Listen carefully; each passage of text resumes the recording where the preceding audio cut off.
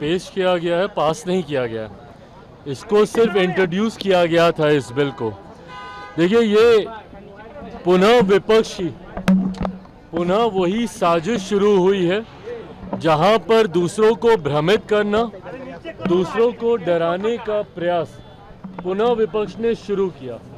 जिस तरीके से लोकसभा के चुनाव में आरक्षण खत्म हो जाएगा, संविधान खत्म हो जाएगा, इस तमाम तरीके की भ्रमित बातें करनी शुरू की, तो वहीं वक्फ बोर्ड में ये जो अमेंडेशन, ये जो उसको अमेंड करने का जो ये बिल आया है, उसको लेकर पुनः इस बात का भ्रम फैलाने का प्रयास किया गया कि ये मुसलमान विरोधी है, मुसलमानों के हक छीनने के लिए इस कानून को लाया जा रहा है। जबकि अगर आप इसको पढ़ेंगे तो ये वक्फ बोर्ड में पारदर्शिता लाने की सोच के साथ इस कानून को लाया जा रहा है। इसमें कई ऐसी बातें हैं जिसका सुझाव जब विपक्ष सत्ता में था उन्हीं के द्वारा दिया गया था, पर उस वक्त क्योंकि ये लोग इसको लागू नहीं कर पाए थे और ये मामला लंबे समय से पेंडिंग था, और कई ऐसे मुस्लिम संगठन भी हैं जो इसकी समय समय पर पैरवी करते रहे हैं,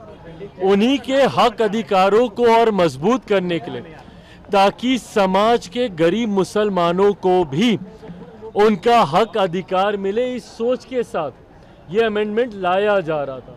पर क्योंकि पुनः इसको भ्रमित करने का प्रयास किया गया था और कहीं किसी के दिमाग में किसी तरीके की कोई शंका ना रहे, इसलिए लोक जनशक्ति पार्टी रामविलास ने भी सरकार के समक्ष, हम लोगों ने ये सुझाव रखा था कि इसको किसी भी कमेटी के समक्ष भेज दिया जाए। अब भले वो स्टैंडिंग कमेटी हो या ज्वाइंट पार्लियामेंट्री कमेटी हो, उसके समक्ष भेज दिया जाए, ताकि जितने स्टेक होल्डर्स हैं, जो भी इसके साथ जुड़े हुए हैं, वो खुलकर वहां पर चर्चा कर सकें और ये जो भ्रम फैलाया जा रहा है कि मुसलमान विरोधी है, उस आशंका को दूर किया जा सके। मैं आज धन्यवाद देता हूं प्रधानमंत्री जी का और हमारी केंद्र की सरकार का कि इसको जहां सरकार ने सदन के पटल पर मजबूती से बिल को इंट्रोड्यूस करते हुए अपनी बातों को, सरकार की बातों को प्रमुखता से रखा, तो वहीं विपक्ष के मन में इसको लेकर कोई शंका ना रहे, जेपीसी को भी इसको रिकमेंड करने की बात की गई है। आने वाले दिनों में मुझे लगता है जल्द ही स्पीकर जेपीसी का गठन करेंगे और वहाँ पर खुलकर इसको लेकर चर्चा होगी, बट इसमें महिलाओं का रिप्रेजेंटेशन हो और इस संस्था में पूरी तरीके से पारदर्शिता हो, इस सोच के साथ सरकार इस विधेयक को लेकर आई है। पर अब क्योंकि ये जेपीसी में जा चुका है, वहाँ पे तमाम स्टेक होल्डर्स अपनी बातें रखेंगे और उसके बाद इसको आगे देखा जाएगा। हाँ, कौन विरोध कर रहा, मतलब अब पता नहीं अब और कोई कर रहा है कि नहीं कर रहा, पर ललन बाबू ने तो आज खुलकर इसका समर्थन किया ही है।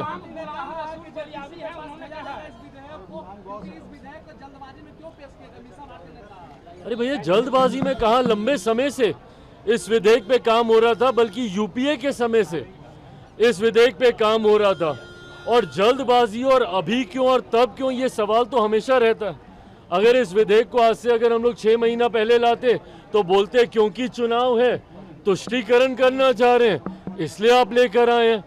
आज जब हम लोग लेकर एक ऐसे समय पर आए हैं जब दूर दूर तक 3 राज्यों का चुनाव भी अभी भैया दूर है, उसका भी अभी नोटिफिकेशन नहीं आया है, तो अभी क्यों लेकर आए, ये सवाल तो विपक्ष हमेशा पूछेगा। पर हाँ, जिसके लिए हम लोग कमिटेड हैं, और जहाँ तक रही बात भैया लोक जनशक्ति पार्टी रामविलास की, हम लोग का कमिटमेंट समाज के वंचित, समाज के गरीब वर्ग, समाज के अल्पसंख्यक वर्ग के साथ हमेशा से रहा है।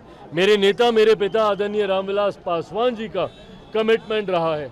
ऐसे में सरकार का हिस्सा रहते हुए ऐसा कोई विधेयक हम लोग के रहते हुए नहीं आएगा जो समाज के किसी भी वर्ग के साथ कोई अन्याय करे।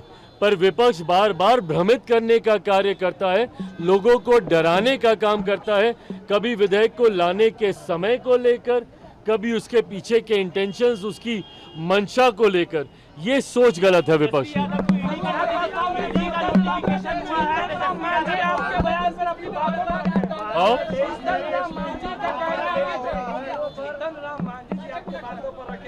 अपनी बात और करें कि केवल 4 ही जाति के लोग आगे बढ़ेंगे।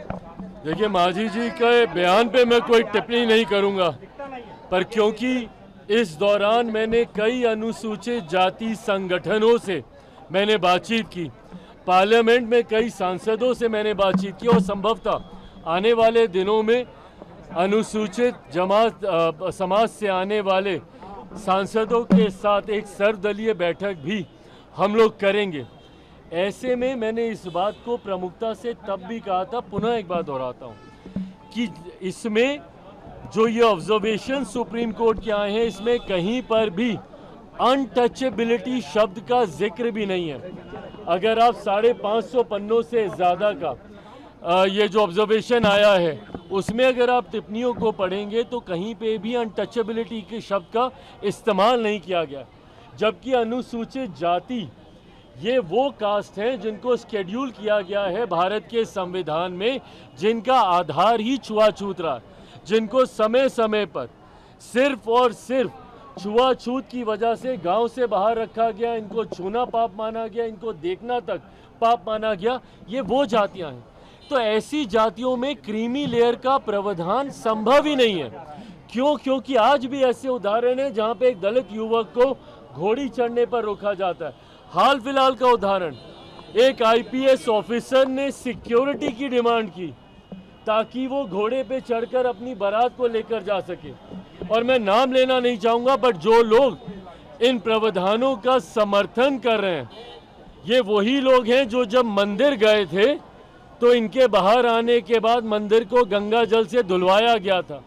अगर एक पूर्व मुख्यमंत्री, उससे बड़ा कौन भैया, अगर उसके साथ भी आज की तारीख में भी छुआछूत होता है तो इसका आधार, डिस्क्रिमिनेशन का आधार सिर्फ और सिर्फ अनटचेबिलिटी है। इस